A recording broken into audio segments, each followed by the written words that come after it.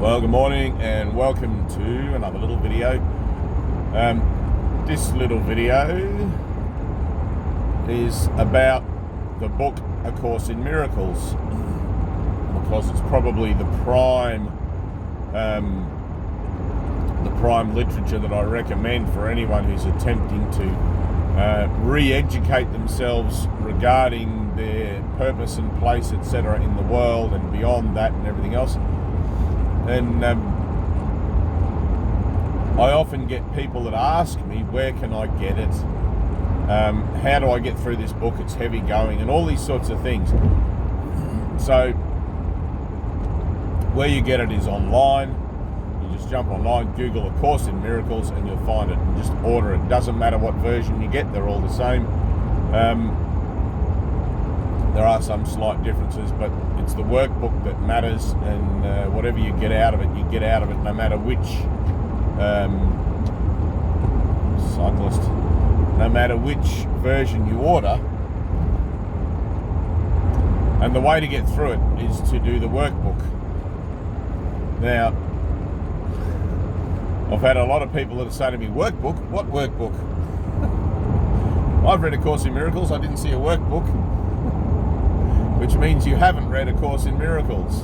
I'm not talking about A Course in Love, which is nothing at all like A Course in Miracles, and people tend to confuse the two. That, A Course in Miracles, A Course in Love is A Course in Miracles.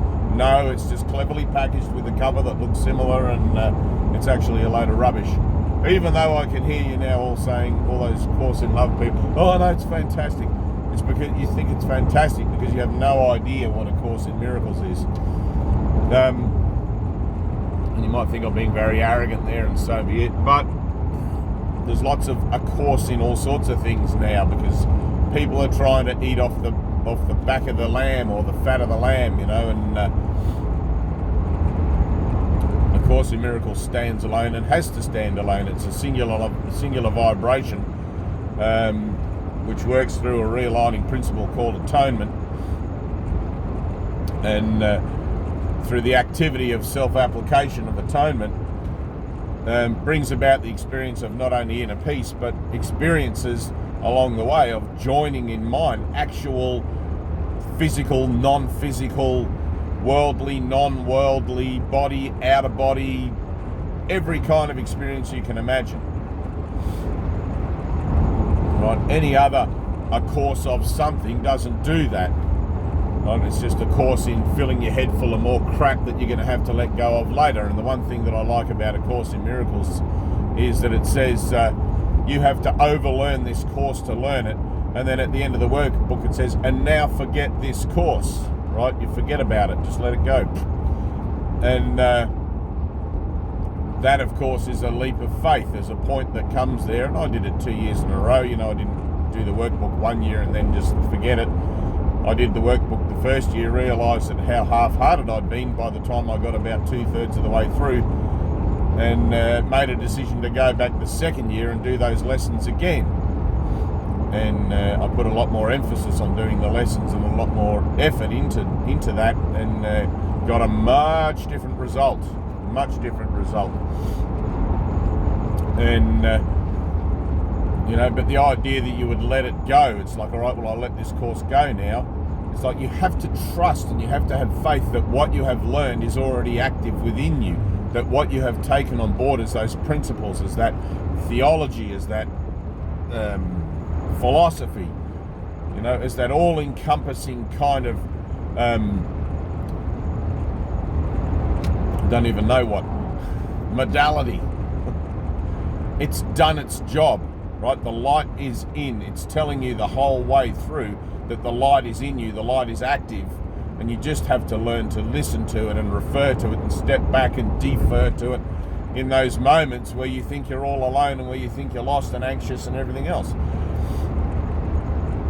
So, getting through the Course in Miracles is really quite easy. But one of the things that comes up for me to tell people when people ask me these sorts of questions, one of the things that comes up for me to tell people again and again and again is that you cannot serve two masters. Right, now that's a biblical quote from the New Testament, but you cannot serve two masters. You cannot serve God and the world. right? So there's a place in your mind that you get to. It's a real, actual, tangible, horrible place, and I say horrible because it is, called the dark night of the soul, where you just want to end everything and you're done with the world and whatever. And without the idea that you had a spiritual path to take or a spiritual journey to undertake beyond that point, you would probably just kill yourself, right? You would probably end your life. Now, the dark night of the soul is a place, or it was a place for me, wherein I saw that there was nothing in the world that I wanted. Not one thing. I didn't want the next breath in my lungs. I didn't want to kill myself specifically, but I didn't want to go on looking at the world, seeing the world, and being active in the world in the way that I had been, because it just brought me nothing but emptiness, right? But meaninglessness. So Course in Miracles is really for those who are prepared to give up the world and follow me, which is another admonition of Jesus, where he says to the merchant on the road, give up the world and follow me. And the merchant says, well, let me just go to the market and sell all my goods, Jesus, and then I'll gladly follow you. And Jesus goes, well, fuck you, I'm not waiting around.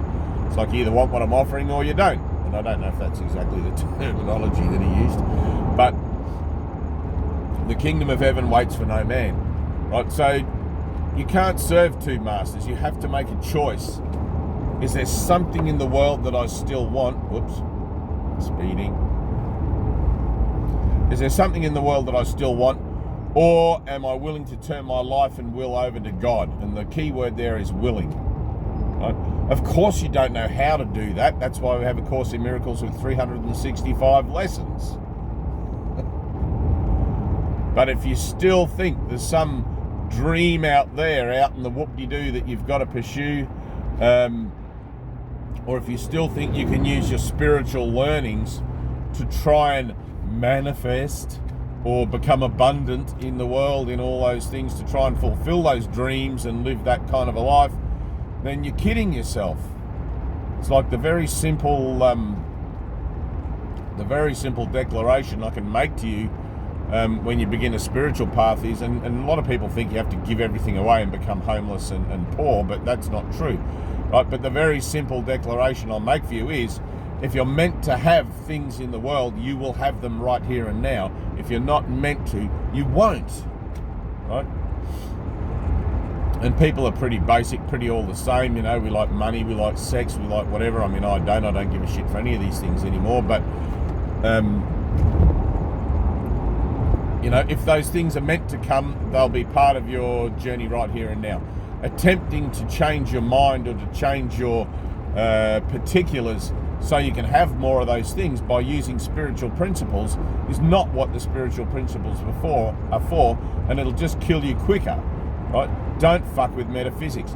You've had lifetimes of being rich. You've had lifetimes of being the playboy. You've had lifetimes of being loved and loving in physical ways. Right?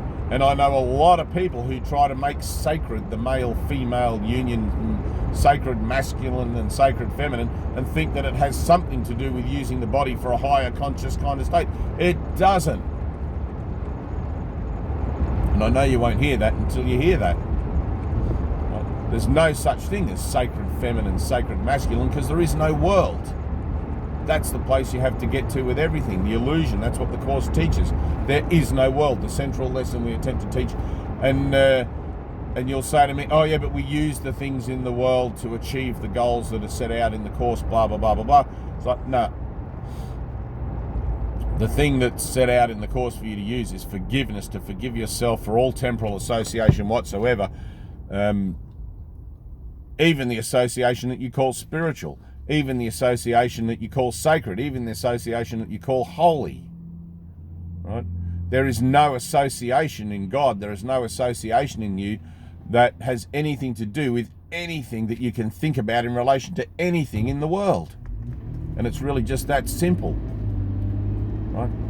And I don't want to sort of put the word transcend in here, because it's, to me, transcend with a deeper understanding of it has this kind of implication of denial. I'm just going to transcend my problems like Buddhism does. We do meditation in Buddhism and we transcend. It's like, I rather the term transform. right? Where you take responsibility for the things that you see around you, the situations and events and the beliefs you have about yourself, and you transform them based on a very simple law, L-O-R-E, and L-A-W, law of mind, which is that life is eternal.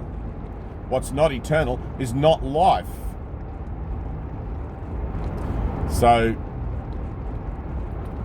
that sort of puts you in the driver's seat for the recognition that, well, I'm the dreamer of my dream. You know, if the world is an illusion and a dream, why would I participate in it in any way, shape or form, other than that I still have time left in me. I'm still sort of marking time here and allowing the things of time and space to come to me as they come to me, without me trying to manipulate, twist or orchestrate how that ought to look, and without trying to embellish it with spiritual gobbledygook. You know? Either everything in the world is sacred, and this is a good one, either everything in the world is sacred and holy, or nothing is. Right? There is not something in the world that is more sacred or more holy than something else. There is not one kind of relationship, union, whatever, that is more holy than another kind. Right? Everything holds out the maximal potential for you to reach enlightenment, for you to have that experience of remembering God and knowing what you are forever and where you are always in all ways, all the time. The moment you're in here and now has the full potential to release you from time and space in its entirety. And yet, because you examine it in your mind, it doesn't happen. Well, let me look at that idea. No, just accept it. Just accept it. Well, I don't know how to accept it. I don't know what it means. Good. If you don't know what it means, that means you can't get in the way of it, and you can't fuck it up with your pointy little human brain that loves to use spiritual concepts to investigate everything with. The point of spiritual concepts is to get you beyond the necessity for concepts entirely. But for a moment, you have to use the kind of conditioning that you're used to show you the exit door. Can you hear that? It's like the human mind is so ingrained in conceptual association that it has to use conceptual association to come to the conclusion for itself that conceptual association does nothing, because salvation is freedom from all concepts, including all the ones I'm telling you about now. Anyway, here we are at the place of work, my little tattoo shop. If you're in the neighbourhood, pop in and grab a tattoo, and you might want to come in and pick up a copy of Traveller's Guide to the Third Dimension, or even a copy of the course. I think I've still got a few left. And if you want a copy of the course, there's a free PDF download on my website, which is www.findingme.net.au. Get on there, go to resources, and you'll also find links for the white edition, which is a two-part publication. Part A, the text; part B, the workbook. Do the workbook, do the lessons. Right? That's how you get through anything in life, is you start at the start and you just keep going until you get to the end. It's not difficult.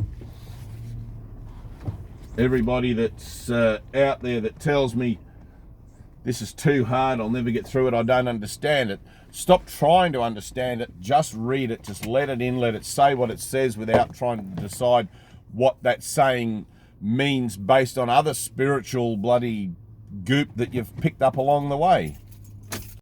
Right? It's not all the same thing. Let the course be its own vibration and its own devotion and its own path in your life on its own. Right? When I found it, I came to it with a whole head full of other shit, from Krishna consciousness, from Buddhism, from other different Christian churches that I'd been to along the way, investigating spirituality, investigating my path to God, and looking for hope and answers and all that sort of stuff. And I realized that even though the course seemed to be saying all those sorts of things that I'd already come to a conclusion about in my own mind, that I had to just dump all that other stuff. It made no sense to constantly keep referring to it and looking for comparisons to make sure that what I was reading in the course was correct. I had to put faith into practice. I had to take a leap of faith. And it's like, right, well, I'm just going to do this. I'm just going to stick on this road because this road is the one that was given to me by God when I asked in the dark night of my soul for help. And it just showed up. So, all right, well, I love you. I hope that's helpful to somebody. Just keep going. Do those lessons. If you've got a book on the shelf and you haven't done the workbook lessons, please open it up, re-explore it, and you can jump online too. There's heaps of guys teaching Course in Miracles around the place, and when I say teaching it, they're talking about it, right? You can't teach it except to yourself. So heaps of people though promoting it and doing stuff with it, and it's a kind of an interesting time in the world right now where the awakenings happen, and that's happening and that's going on. You might even enjoy my website that I've put out. So, all right, take it easy. Good luck, and yeah, for sure, inbox me if you want to. Okay, bye.